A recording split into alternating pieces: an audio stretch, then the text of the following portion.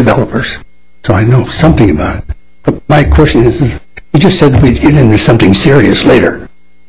I think right now we're talking about something serious. This weekend I spent several hours going through the New York Times article about Walmart and Walmex.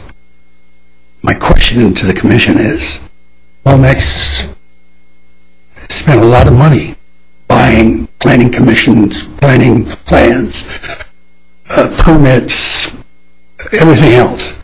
And why are we discussing we just talked about a lot of greenery, but we didn't talk about the socioeconomic part that we were going to talk about. Why not? It's got a tremendous effect on socioeconomic things in town. My kids live in Fallon, Nevada. It's a town that's been decimated in their retail by Walmart going in. Normally, small communities out in the hinterland get decimated when Walmart goes in. But Redlands is promoting coming in here with Walmart when we already have a Walmart. What I was told was that they wanted to bring in a superstore so they could bring in fresh vegetables. That's what I was told. Well, they have a vegetable store next to Walmart. Why are we even considering Walmart? I know I see some bright faces, and I don't know that it's been discussed before or not. I really don't care if it has. I'm here to speak my piece because I think we're wrong if we let this go through. I don't care about the planning. The plants, they're beautiful, but so what? What it does to our town is what I care about. What it does to our people is what I care about. The planning people, they're sitting here looking at me. I hope you aren't just going, oh hum. I promise you, I've never been so incensed as I have been after this weekend of reading the New York Times. I went online and looked at what it's done to Africa, South America, Brazil. Walmart is not a company that I would want to approve to come into this town with their ethical standards. They came out with an article now saying, well, they've come up with a committee that's going to stop all that. They already had a committee to do that. And when they came up with a report, what did they do with the report? They turned it over to the guy they were investigating. Excuse me, but does that make sense to you? If I were a policeman, I wouldn't give my report to the guy I'm investigating. Why would you do that with Walmart? Why would you let them come in here and support them? I see you sitting over here doing their work for them. Why aren't they doing all that? I'm sorry, I think you're being puppets, and I'm having a tough time with this. I don't like to cast aspersions because I'm a peaceful looking guy. I'm an ex-policeman. I know what things do in communities.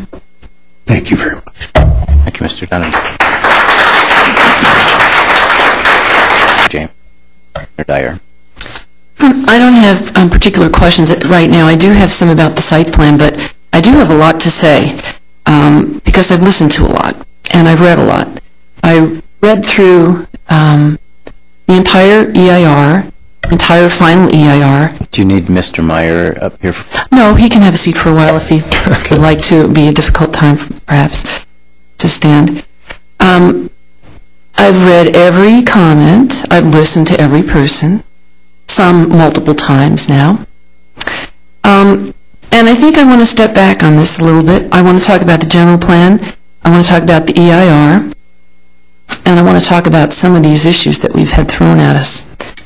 The general plan was created, discussed with thorough public input, including a balanced group with major employers, preservation, conservation, community, and neighborhood groups, setting goals and policies and objectives for the city as a whole. It was environmentally reviewed for adequacy and met the citywide goals to increase employment and transition Redlands from a farm-based economy. The East Valley specific corridor plan, which is a subset of the general plan, was similarly developed and reviewed. It is not ballot box planning, where single issues rule the land. It is democracy in action, the way the public decides how their city will develop with all interests considered, not just single interest groups who have their own agenda for how the city should develop and want to foist it off on everyone else, with scare tactics about how our existing businesses will fail, beloved grocery stores go under, and crime increase. Second, the goal of the general plan and the East Valley Corridor specific plan was to help reduce the imbalance between the housing of rich jobs, poor area that we're part of. One of these goals was to develop intensive land uses, including business parks, logistics, and commercial, to provide employment and reduce vehicle trips to other areas for work. This has been happening. Agricultural land was an interim land use to be continued until the more intensive land uses envisioned for this corridor were built. The whole EVSCP area was mostly farmland, and the goal of it was to transition over a 30-year period into commercial. This area we're looking at now is one of the last pieces. Mr. Dahlquist estimated about 2/3 of the plan area has been developed. And it probably was slowed down by the connection of the 210 freeway, which finally happened in the last decade. The access was needed to provide the commercial area its customers. It's the best land use next to such a highly accessible area, and to provide services to residential uses further away from the negatively impacting freeways. We have farmland still concentrated in other areas of the city, and times change. We are not a 1900 era agricultural area anymore. All right. There's a number of other issues I want to hit here. One of the issues that has been repeatedly brought up is the downtown businesses will be ruined and the grocery stores will go out of business. I think the EIR adequately discusses this issue. I was very pleased with the urban decay section, which went through this in good detail. I don't believe this is true. If it were, the businesses would have failed 20 years ago when Walmart initially came here. They provided different services and products and aren't in direct competition with Walmart. We have a diverse economic base with many different stores, some big box ones, which are coexisting and successful. The examples touted, and we saw one tonight, that this is an effect of Walmart's, are usually in some remote area where there are few shopping opportunities. It's not the case here, and it hasn't happened. Another issue that I was concerned with initially when the EIR was to be prepared was the existing Walmart store remaining vacant and that the shopping center would die. I think the EIR adequately discussed this, pretty well shows that where there were other anchors like Food for Less, the centers have remained viable. As for the vacant store, many stores in Redlands are vacant. The Redlands Mall, half of Tri-City Center, offices and industrial parks, newly designed and planted that hit the recession, have not been leased. Houses are foreclosed. The economy has hit hard and vacancies are a reality. Walmart has a good track record in California, provided by the EIR, about filling up their empty spaces, and they are being conditioned as part of this approval to find a lease tenant, which is in their best interest anyway.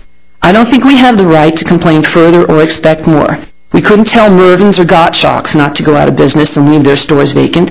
Why can we tell Walmart not to be successful and want to expand to another store and leave the old one vacant for a while until it gets a new tenant like Burlington Coat Factory came into Mervyn's after a lengthy closing?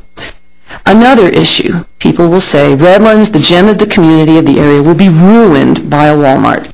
All of the same features Redlands has, like the Bowl, the Bike Classic, the Run Through Redlands, the U of R, Redlands Bowl, and myriad of other cultural and gathering events are signatures of Redlands, along with its historic charm, remain and keep Redlands a wonderful place to live. Walmart simply provides shoppers more opportunity to buy locally and draw others to our town to do the same. It has not been the ruin of the city for the past 20 years and has been here, and that won't change. It's just like the doom and gloom predicted by the critics, of many of whom you've heard here today and in the past few weeks, about Citrus Plaza for years and years. We heard that was going to take out the downtown, ruin our businesses, and it hasn't happened. In fact, if we didn't have Citrus Plaza, we'd have no full-line department stores nearby because Mervyn's and Gottschalk's have gone out of business due to the economy, not competition from Citrus Plaza. We'd be driving to Inland Center for our nearest major center. Now, as far as this development and the EIR, according to the EIR scenarios, the impacts will be comparable if similar commercial square footage was developed in smaller size stores. And they have this listed as the no Walmart medium-sized tenant alternative in the EIR. General development traffic from the region hitting the 210 and 10 will be most of the causes of this impact to the area. Similar impacts to air quality and traffic would occur if any commercial development of this size was built on this site. As we talked about before, it has been approved for commercial use for over 20, 25 years. It's no surprise that it was going to be built. I think I was concerned about the Karen Street buffering. I think that the land use that they've put in there with the offices, as Mr. Myers indicated, is partially help dividing the two land uses. I also think that the buffer is very good on the landscape plans. They provided landscaping, they provided vines all along the wall, on the front of the wall and the back of the wall, irrigated. It will not be a graffiti canvas, as people are saying. I've also driven down its higher elevation right now, which partially blocks the view to the site. And frankly, if you have a large lot next to you that's been there between you and the freeway, and it's been there for 20 years, you have to figure something big is going in there. And if it's zoned commercial, it's going to be commercial. So I'm sorry, that's the realities of it. The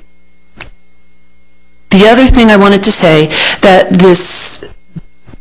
the EIR states that there will need to be overriding considerations regarding traffic and air quality.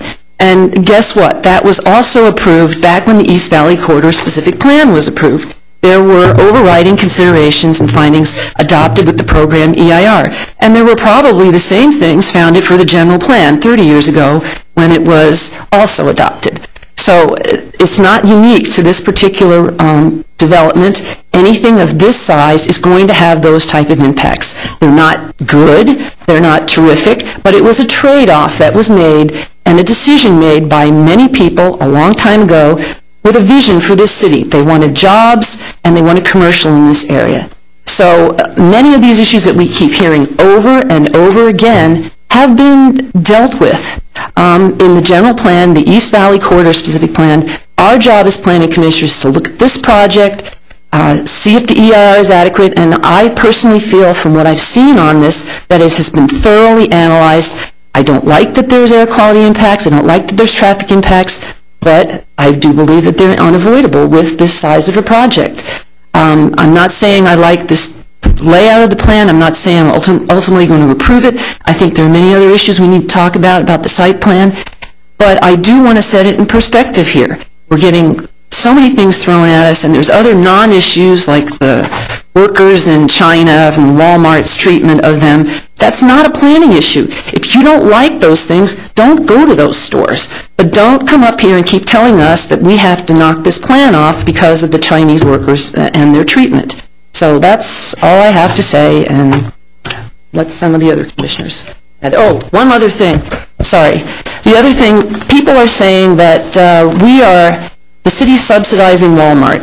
Not true. The city's not providing any financial incentives, not providing any free infrastructure to this project. The developers have to completely pay for it and make infrastructure improvements needed to mitigate the impacts of their project. Again, this is erroneous information, just like the guns in Walmart that keeps coming back and back. It's not true. And the last thing, several letters cast aspersions about us as planning commissioners saying that we're being pressured by the city council and the business community to approve this project. I cannot speak for my fellow commissioners, but I've never discussed this project or any other under development review before our commission has made a determination. They leave me completely independent in making planning judgments. I do not own any stock in Walmart. Likewise, the business community, I have never had any pressure or input from influential businesses in the community. So I think those are non-issues, and I really felt like I needed to say it. That's all I have to say. Thank you, Commissioner.